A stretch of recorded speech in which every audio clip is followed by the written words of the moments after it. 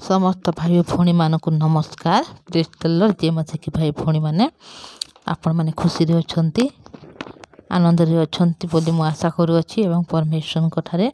प्रार्थना मध्य करूअछि कि आपण माने सब बेले खुशी रे एवं आनंद रे रहंतु एवं ईश्वर को जीवंत वाक्य को सुनी आशीर्वाद प्राप्त होंतु। तो आज हमें देखिबा आदि पुस्तक अध्याय 30 रो आम आज 17 पदरू देखा। काली जिते आम देखी मध्य थिले कि याकूबंकर दुईटी जिते बेले कन्या माने पत्नी माने अछंती बा भार्या माने अछंती सेमानक मध्यरु जिते बेले लेया बोली जणे अछि से बड़ भौणी एवं राहेल जे छोट भौणी एवं लेया को चारोटी पुत्र मध्य होई सारी अछि किंतु राहेल को गोटे मध्य पुत्र एठारे होय नाही। सेति सकाशो एठारे कोन होईछि कि से कोन करी अछि एठारे लेया राहेल एठारे ता पो जते दुदा फल आनी अछि लेयाଙ୍କର पुत्र तो से दुदा फल को से राहेल को दे अछि एवं से निज पुओ को निज स्वामी सहित राति क्षेपण करने चाहूँगी और से क्षेपणा करुँच। तहिरी परमेश्वर लेयार प्रार्थना शुणते से गर्भवती हो याकूबर पंचम पुत्र प्रसव कला। एठार देखंतु लेयार जो तार गर्भ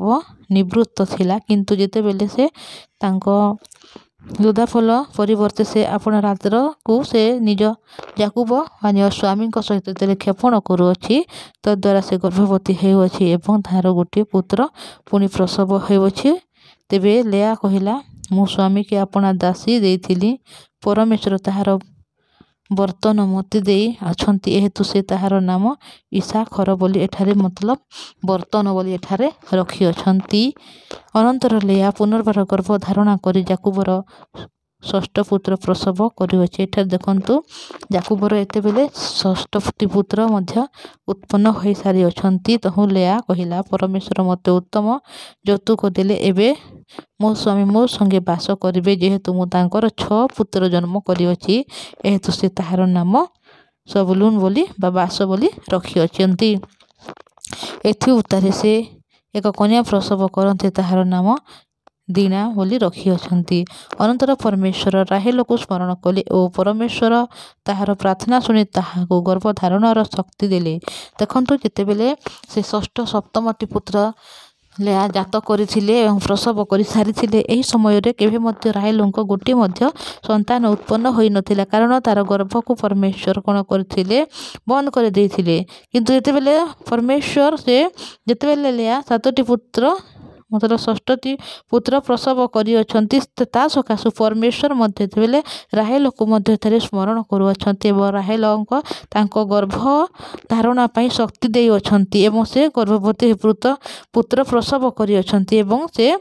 यहा कही तांकर नाम दे अछंती जोसेफ। से कही अछंती कि परमेश्वर एबे मोहर अपमान दूर कले एवं जोसेफ बोली नाम दे अछंती तार माने हैला वृद्धि। सदाप्रभु मते आउ एक पुत्र देंतु बोली पुणी से कौन करुअछंती प्रार्थना करुअछंती। आउ राहेलंक ठार जोसेफ जन्म हैला उतारे याकूब लाबान को कहिला मते विदाय कर मु स्वस्थान को और निज देश को जीवी। देखंतु जेते बेले तार 7टी पुत्र हेउछंती एवं से सकाशु से कौन करुअछंती याकूब निज मामू बा निज ससुर को एठारे कहू अछंती कि मते विदाय दियंतु जहा द्वारा मो निज गाँ को निज देश को जीवी। मो जो मानक निमंते तुमर दास्य कर्म करिअछि मोहर सही भार्या मानकु और पुत्र गण को नहीं जीवाकु दियो जेहेतु जे प्रकारे तुमर दास्य कर्म करिअछि ताहा तुमे ज्ञात अट। देखंतु एते बेले मु तुमरे दास्य कर्म करी एते वर्ष रही अछि एवं जो भार्या मानक पई बा जो पुत्र मानक पई मु एही दास्य कर्म करी अछि से समस्त को मते देई कोन कर विदाय कर। सेते बेले लाबन ताहाको कहिला विनय करू अछि तुमे मो प्रति अनुग्रह कर कारण तुम सकाशु सदाप्रभु मते आशीर्वाद करी अछंती एहा मु गण कथा द्वारा जानी अछि। देखंतु एठारे लाबन के मध्य चाहू नाहंती कि याकूब से निज देश को पुणी फेरी जातु कारण ଯାକୁବ ଯେଉଁଠାରେ ଅଛନ୍ତି ସେଠାରେ परमेश्वर जाकुबों को महान करिअछंती पुनि तांको बहुत संपत्तिशाली वा धनशाली करिअछंती एवं तांको द्वारा लाबन को मध्य से बहुत धनवान एठारे करिअछंती सेति सकाशु से कहउछंती कि सदाप्रभु मते मध्य आशीर्वाद करिअछंती एहा मु जानि अछि एतु तुमे आपे निज बर्तन स्थिर कर मु ताहा तुमको देवी देखंतु से कहउछंती कि तुमे जहाँ मागिब ताहा मु तुमको देवी किंतु तुमे ए वर्तमान जाओ नाही बोली एठारे कहउछंती तो जाकुब ताहाकू कहिला मु तुमर जे प्रकार दासकर्म करिअछि ओ मो निकटरे तुमर पशुगण जेपरि अछंती ताहा तुमको जणा अछि देखंतु मु एते दिन पर्यंत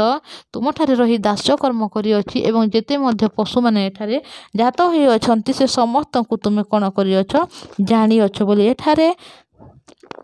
सदाप्रभु परमेश्वरंकर दास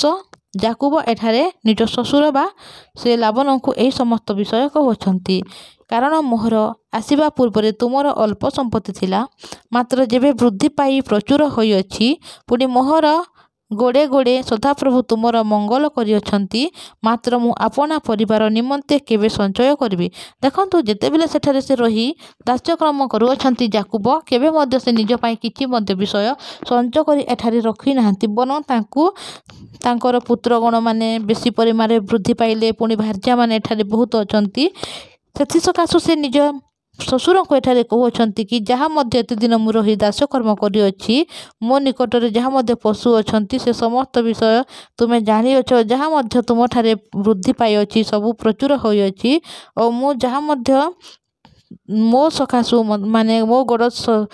गोड़े गोड़े सदाप्रभु तुमर मंगल करिअछंती मात्र मो परिवार निमंते किछि मध्य संचय करी रखिछि कि बोली एठारे कहउछंती तहिरे लाबन कहिला मु तुमको कोन देबी जाकुब कहिला तुमको किछि देबाकू पड़िबो नाही जेबे तुमे मो पई गोटिए कर्म करिवो तेबे मु तुमर पशु मानकू पुनर्बार चराई प्रति पालन करिबी देखंतु एठारे जाकुबंकु निज घर को फेरिबा पई से चाहुछंती किंतु निज ससुर लाबन के मध्य जाकुबंकु सेठारु जीवा पाई कहि पारु नाहंती बा जीवाकू देउ नाहंती कारण से जाकुबंक द्वारा एठारे कोन होइछंती बहुत धनर बहुत संपत्तिर एठारे मालिक हो जाई अछंती लाबन सेति सकाशु से केबे मध्य ताहाकू जीवा पाई देउ नाहंती तेणु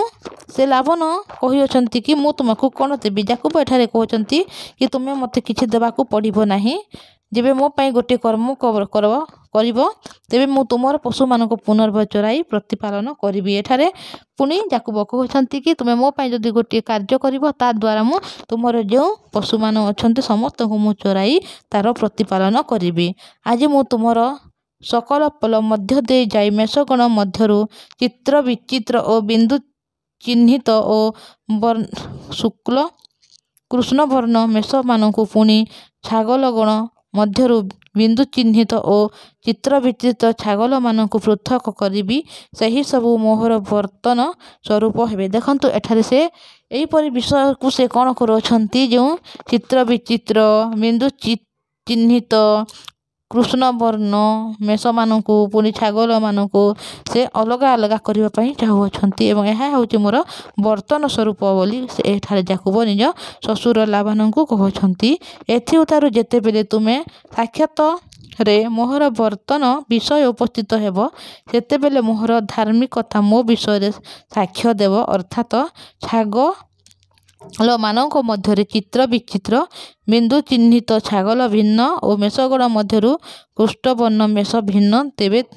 जेबे थिबे ताहा मोहर चौर्य रूपे गण्य हेबो एठारे देखंतु से माने किपरि कथाबार्ता हेउछंती कि किपरि बिंदु चिन्हित चित्र विचित्र छागल मानक मध्यरे एवं मेषगणक मध्यरे कोन हेबो कृष्णवर्ण मेष भिन्न जेबे थिबो ताहा मोहर चौर्य रूपे गण्य हो बोली एठारे जाकुब निज ससुर लाबन को यही विषय कहउछंती तो आमे समस्त विषय धीरे धीरे देखिबा भाई भणी माने आज आमे एतिकी देखिबा कि एठारे जेते बेले एते वर्ष से ଯାକୁବ ଦାସ୍ୟକର୍ମ କରିଅଛନ୍ତି ଏବଂ ନିଜ ଶ୍ୱଶୁର ଘରେ ରହି ସେ ନିଜ ଯେତେବେଳେ ବଂଶ ଏଠାରେ ବହୁତ ପରିମାଣରେ ବଢ଼ି ଯାଇଅଛି ଏବଂ ତାଙ୍କର ସ୍ତ୍ରୀ ମାନେ ଏବଂ ତାଙ୍କର ପୁତ୍ରଗଣମାନେ ବହୁତ ପରିମାଣରେ ବଢ଼ି ଅଛନ୍ତି ଏବଂ ସେ ନିଜ ଦେଶକୁ ପୁଣି ଫେରିଯିବା ପାଇଁ ଚାହୁଁଛନ୍ତି, କିନ୍ତୁ ଏଠାରେ ଲାବଣ କେବେ ମଧ୍ୟ ଚାହୁଁନାହାନ୍ତି କି ସେ କ'ଣ କରିବେ, ନିଜ ଦେଶକୁ ଫେରି ଯାଆନ୍ତୁ। ତ ଏଠାରେ ଆମେ ଦେଖୁଅଛୁ ଭାଇ ଭଉଣୀମାନେ କି ଲାବଣ ପୁଣି କ'ଣ କରିବେ, କ'ଣ ଯାକୁବ ଏଠାରେ ଆଉ ଦାସ୍ୟକର୍ମ କରିବେ ବା ଆଉ କ'ଣ କରିବେ, ସେ ସମସ୍ତ ବିଷୟ ଆମେ ଧୀରେ ଧୀରେ କରି ଦେଖିବା। ତ ଆଜି ମୁଁ ଏତିକି କହୁଅଛି ଭାଇ ଭଉଣୀମାନେ, ଆପଣଙ୍କୁ ମୁଁ ରିକ୍ୱେଷ୍ଟ କରୁଅଛି, ଆପଣ ଯେତେବେଳେ ନୂଆ ଶୁଣୁଛନ୍ତି ଏଇ ଯେଉଁ ବାକ୍ୟକୁ, ତାହେଲେ এই ଚ୍ୟାନେଲକୁ ସବସ୍କ୍ରାଇବ୍ କରନ୍ତୁ, ଯାହାଦ୍ୱାରା ଯେତେବେଳେ ମୁଁ ପ୍ରଥମେ ଭିଡ଼ିଓ ଅପଲୋଡ଼ କରିବି ସର୍ବପ୍ରଥମେ ଆପଣଙ୍କ ନିକଟକୁ ପହଞ୍ଚିଯିବ, ଯାହାଦ୍ୱାରା ଆପଣ এই ଜୀବନ୍ତ ବାକ୍ୟକୁ ଶୁଣିବାକୁ ପାରିବେ। ତ ଆସନ୍ତୁ ଆଜି ଆମେ ପ୍ରାର୍ଥନା କରିବା। ଧନ୍ୟବାଦ ପବିତ୍ର ପରମେଶ୍ୱର ପିତା, ଧନ୍ୟବାଦ ଦେଉଛି ପ୍ରଭୁ, ତୁମରି ଦୟା ତୁମରି କରୁଣା ମହାନ ଅଟେ ପ୍ରଭୁ। ହଁ ପିତା, ଆମର ଶୁଦ୍ଧ ମଧ୍ୟ ନଥିଲେ ସୁଦ୍ଧା ତୁମର ନିକଟକୁ ତୁମେ ଟାଣି ଆଣିଛ, ସେଥିପାଇଁ ଧନ୍ୟବାଦ ଦେଉଛି। ଆମ ଭାଇ ଭଉଣୀମାନେ ଯେତେବେଳେ ବାକ୍ୟ ଶୁଣୁଛନ୍ତି ସମସ୍ତଙ୍କୁ ଆଶୀର୍ବାଦ ଅନୁଗ୍ରହ କର, ଯେପରି ପିତା ଯାକୁବକୁ ତୁମେ ଆଶୀର୍ବାଦ ଅନୁଗ୍ରହ ଦେଇଅଛ। ଅବ୍ରାହମଙ୍କ ସମୟରେ ଯେତେବେଳେ ତୁମେ ପ୍ରତିଜ୍ଞା କରିଥିଲ, ସେହି ପ୍ରତିଜ୍ଞାକୁ ତୁମେ ଯାକୁବଙ୍କ ସମୟରେ ତୁମେ ପୂରଣ କରୁଅଛ ବାପା, ଧନ୍ୟବାଦ ଦେଉଛି। ହଁ ପିତା, କେତେ ବିଷୟ ଅଛି ଆମ ଭାଇ ଭଉଣୀମାନଙ୍କ ଜୀବନରେ, ଯାହା ମଧ୍ୟ କେତେ ଦିନ ଠାରୁ ସେମାନେ ଆଶା କରି ରଖିଅଛନ୍ତି ପ୍ରଭୁ, ସେ ସମସ୍ତ ଆଶାକୁ ତୁମେ ପୂରଣ କର ପିତା। ପୁଣି ପବିତ୍ର ପରମେଶ୍ୱର ପିତା, ଏମାନଙ୍କ ଜୀବନରେ ପିତା କୌଣସି କଷ୍ଟ ସମସ୍ୟା ଦୁଃଖ ରୋଗ ପୀଡ଼ାରେ ଏମାନେ ଅଛନ୍ତି, ସେ ସମସ୍ତଙ୍କୁ ତୁମେ ସୁସ୍ଥତା ଦିଅ, ଅନୁଗ୍ରହ କର ପ୍ରଭୁ। ଯାହା ପାଖରେ ପିତା କୌଣସି ଚାକିରି ନାହିଁ ପ୍ରଭୁ, କୌଣସି ଜବ୍ ନାହିଁ ପିତା, କୌଣସି କାର୍ଯ୍ୟ ନାହିଁ, ସେ ସମସ୍ତ ବିଷୟ ତୁମେ ଯୋଗାଅ, କେବଳ ସୁସମାଚାର ନିମନ୍ତେ ଯେପରି ବଞ୍ଚିବେ ସାହାଯ୍ୟ କର। ତୁମେମାନଙ୍କୁ ପିତା ଯାକୁବ ପରି ଆଶୀର୍ବାଦ କରିବା ପାଇଁ ଚାହୁଁଅଛ ପିତା, ଯାକୁବଙ୍କ ପରି ପିତା ମହାଧନ ସମ୍ପତ୍ତିର ମାଲିକ କରିବା ପାଇଁ ଚାହୁଁଅଛ ପ୍ରଭୁ, ଧନ୍ୟବାଦ ଦେଉଛି। ଏ ଭାଇ ଭଉଣୀମାନଙ୍କୁ ତୁମେ ମନୋନୀତ କରିଅଛ ପିତା, ଏ ଭାଇମାନଙ୍କ ଦ୍ୱାରା ପିତା ତୁମେ ଆଶୀର୍ବାଦ କରିବା ପାଇଁ ଚାହୁଁଅଛ ଏମାନଙ୍କ ସମସ୍ତ ପରିବାରକୁ, ସମସ୍ତ ବଂଶମାନଙ୍କୁ, ଏମାନଙ୍କର ସମସ୍ତ